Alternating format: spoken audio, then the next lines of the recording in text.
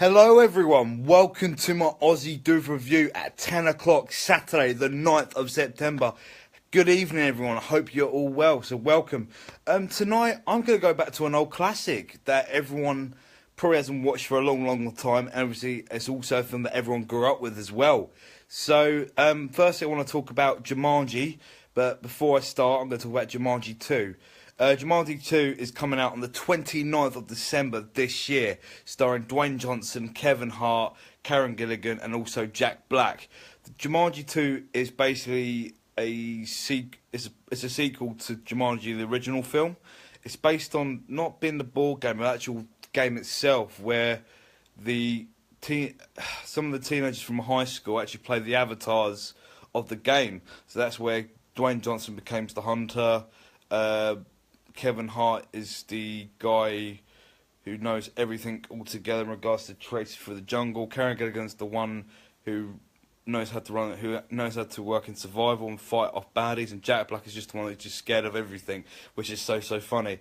So tonight I'm going to talk about Jumanji itself, starring Robin Williams and also Bunny Hunt, who started as Sarah Whittle, Alan Parrish's friend, and also in her early days, Kirsten Dunst, who played Judy Shepherd, and also Bradley Pierce, who starred as Judy's brother Peter. So going back a little bit in history, so bear with me a little bit. Alan Parrish, played by Robin Williams in his younger days. Basically, as a kid, he was being bullied, and his father actually ran his own shoe company. So basically, after Alan decided to be retreated to a decided to hide in the shoe company, he spoke to one of the guys called Carl Bentley, who was actually an employee there, who actually thought about the idea of making a trainer and bringing the thing to the 21st century. Afterwards, after the trainer was destroyed in the machine, Carl took the blame. Unfortunately, Alan did not take the blame, as he was the one that put the train on the conveyor belt. On his way home, he also heard the sound of tribal drum beats from a construction site. But basically, as soon as the beats were getting louder and louder, he found the board game Jumanji and actually brought it home for himself. Before, his father, played by Jonathan Hyde, fantastic. He actually played two characters in the film. He played Alan Parrish's father, and also the hunter, who was actually chasing Alan in his older years after playing some part of the game. But we'll come back to that later on in this review, which will be fantastic. So after an argument with his father about attending boarding school, Alan planned to run away, but then Sarah popped around and say, "I've got your bike here," after the bullies trying to trash it. She actually fixed it for Alan, which is like, do you know what a great friend. It's fantastic. So obviously Alan invites her to play the Jumanji game, and they start rolling dice itself, and basically the game pieces start to move by themselves. Eventually the centre of the game, a bit like it's basically the first animal piece to get to the end of the game has decided to it actually ends the word Jumanji, which is, and that will complete the game. However, every time that someone makes a move or rolls the dice, when the animal piece moves, it comes up with a riddle, and actually involves like things like spiders, monkeys, the lion, a whole stampede of animals like rhinos, elephants, everything that actually happened. So it's kind of intense with the film itself. After Alan's first roll, basically he gets sucked into the actual crystal ball itself in the middle of the game. So you don't see Alan again for at least 35 years. And this is where the point where Judy and Peter Shepard, played by Kirsten Dunst and Bradley Pierce, actually move into Alan's old house. At this point, their parents have passed away in a car accident, so they're living with their aunt, who's actually decided to live in the parish house. Oh no, not car accident, sorry. It was a ski trip in Canada. They had a ski tripping accident in Canada the previous winter. So basically, Judy and Peter found Jumanji in the attic, which was something that the parish has left behind, like 35 years before. When they start playing it, they start to summon some of the really weird animals. So, for example, big mosquitoes and swarms of monkeys, which, states that everything will be restored once the game has been played. So they're now part of the game. So Sarah and Anna made their moves when they were young kids. Now Judy and Piers have now joined the game by placing the pieces on the board. Now the game is starting to be completed. Each move, it restores everything. Yeah, I know, I've got my facts on. Thank you very much, Sean. Yeah, so 26 years, guys, not 35 years. So at this point, after the monkeys are released and also the mosquitoes, basically Alan makes his way out of the game, and he's basically coming back from the jungle now as an adult, and now he makes his way. He meets Carl, 26 years later, to realise he's now a police officer. So basically, Alan, Judy, and Pete all go to the shoe factory where that his father used to own. But the reason why his father abandoned the business, because obviously once Alan had disappeared 26 years ago, he actually gave up the business to actually search Alan until his death 4 years previously. So he basically lost his business due to the loss of his son. But Alan did not realise it to some old man who used to work for the company finally told him the truth. Realising they need to finish the game, they had to locate Sarah. So she was traumatised by the whole Jumanji game, and also Anna's disappearance. So Anna had to persuade her to join them again to finish the game and restore everything back to what it was. Sarah's role, because it was now her turn, included fast-growing vines, and then Alan's role actually released the game hunter played by Jonathan Hyde as well, who also played his father in the film. Played the big game hunter named Van Pelt, who started hunting Alan like early on in the game when he was in the jungle, hiding, learning about everything, and just going as it go. Learning about the jungle and also learning about what the whole persona was, what it was involved, what the game involved. That's how Alan knew. Judy's next role, though, actually released a stampede, and the pelicans stole the game. So, unfortunately, once all the other animals were released, obviously now the house is now covered in vines, everything was now growing.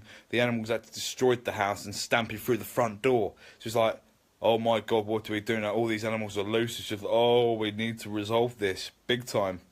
So basically, they ran. Alan, Peter, Sarah, and Judy all went to a department store where they fought the hunter, retrieved the game, because obviously the hunter knew if the game was completed, he would have to be sucked in back into the crystal ball, meaning, excuse me, meaning everything would then had to be restored, which is like, whoa, okay, we need to get this sorted.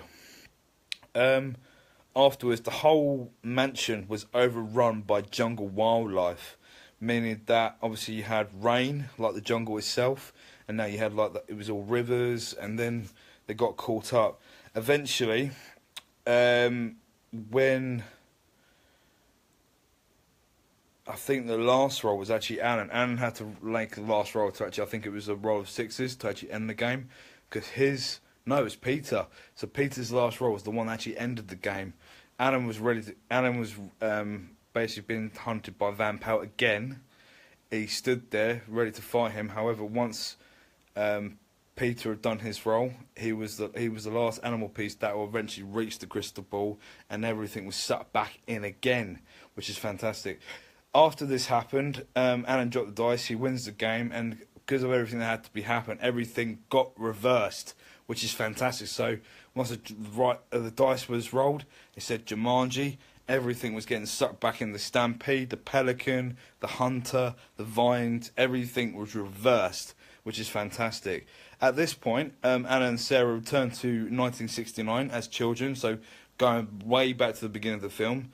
They both remember Peter and Judy. However, everything got reversed. They're thinking like nothing really happened.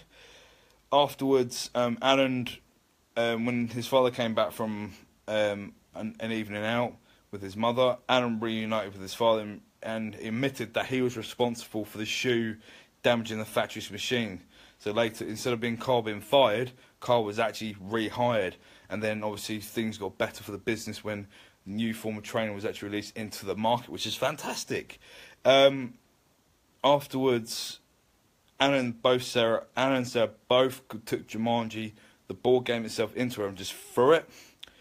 In 1995, so going back 26 years in the future, Alan and Sarah are both married and expecting their first child. And Carl himself, is not being a police officer, he's actually now run the factory with Alan. Because obviously Alan's parents are now retired, so now Alan's taken over the family business. Alan and Sarah both meet Judy and Peter's parents, who literally back then they decided to say, right, do you know what, I'm going to offer your father a job, and actually convince them to cancel their holiday trip. So they actually told him to cancel the skiing trip so they wouldn't be killed. But at this point, they became closer to Judy and Peter, and actually I think it was godparents in the actual book itself. But either way, it was fantastic. Once happened there, after the end, the really happy ending, unfortunately they found the Jumanji film was now found again on a beach in France, and there you can hear the tribal drum beat, and it came to the credits of the film, which is fantastic.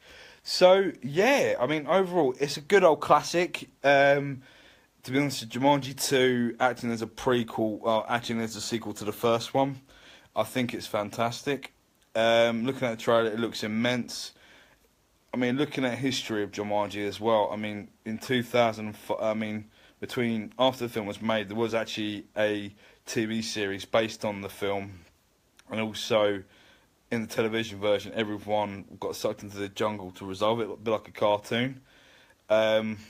So basically, 3 years it was actually a cartoon film. In 2005, it was actually listed as one of the top 48 greatest family films in the world. So that was in 2005. I guarantee you, Jumanji is still one of the most popular films. Maybe around, and maybe not in the top 10, not maybe in the top 100, but maybe in the top 200. So God bless them, they still made the film itself. So overall, yeah, I would say Jumanji out of 10. If you like a traditional classic for the family to all watch on, maybe on a Sunday, or maybe either way on a Sunday, or just whenever, really. I'll probably say watch it whenever you got time. Jumanji 2 actually looks fantastic. I'm actually going to upload the trailer to my Facebook page and also my YouTube channel. So basically you guys get an idea of what Jumanji 2 is going to be about. And also I'm going to put the original trailer up as well. So out of 10 from Aussie Dude, I'll probably give it a 7. I mean, it's been a long time since I watched it. And overall, the storyline's very, very powerful, very straight down to the point, very streamlined. There's nothing OTT about it as well. So, 7 out of 10 I would give it. If Jumanji 2 is going to be even better, do you know what? I can't wait to see it when it comes out just after Christmas. So, that will be a fantastic end to 2017 and also a fantastic beginning to 2018. So, thumbs up to those guys. And you know what? Good luck to Dwayne Johnson, Kevin Hart, and also Carrigan and Jack Black. You've got a fantastic team there, especially with Kevin Hart and Dwayne Johnson doing the last couple of films, such as Central Intelligence, and obviously just overall good goddamn actors. I mean, doing comedy, action, whenever. Love it. Jack Black coming back as his comical self again, being the funny man and always being, you know what, I want to be the funniest man alive. And Carrie Gilligan, wow, I mean, what an actress, moving from Doctor Who, moving to Marvel itself, playing like Nebula. Is it Nebula? Yeah, Nebula in Guardians of the Galaxy, and doing other things in between. It's fantastic. So congratulations. And yeah, I've loved all their work. I've followed them. I mean, Dwayne Johnson's been doing films for the last 20 years now. His reputation has gone beyond, from WWE to WWF. WWF to WWE, Fast and Furious, Baywatch, other films that he's done recently. Kevin Hart doing Ride Along 1 and 2, doing, what was it? I can't remember the film now. Get Hard, which is starring Will Ferrell. So his acting career is fantastic. Jack Black, School of Rock, Tenacious D, his own rock band, and Carrie Gilligan. Do you know what? Keep up the good work, because we need more films like that. And no matter what happens. Guys, thank you for joining me tonight. I hope you have a lovely Saturday evening on Saturday the 9th of September. Guys, thumbs up. And also, I just want to say thank you for supporting me. I am going to do a lot more film reviews when I have more time to actually do a lot more. And do you know what? Please give me some suggestions, because without suggestions, I will not be able to do these reviews. And also, do you know what? I'm happy to talk about it whenever you guys want me to do films for you. So, yeah, guys, thumbs up to your support. Nice to see you again. And you know what? Stay tuned for another Aussie Dude review come to you soon on Facebook, YouTube, Instagram, Twitter, wherever. My social media pages are getting a little bit stronger in use now. However, I want to make it bigger. So I do want to expand out there with the Aussie Dude channel. So Aussie Dude 25, please, please, please subscribe and let your friends and family know so they've got something to maybe just watch along and yeah, whatever. This is Aussie Dude. Peace out, guys. Bye.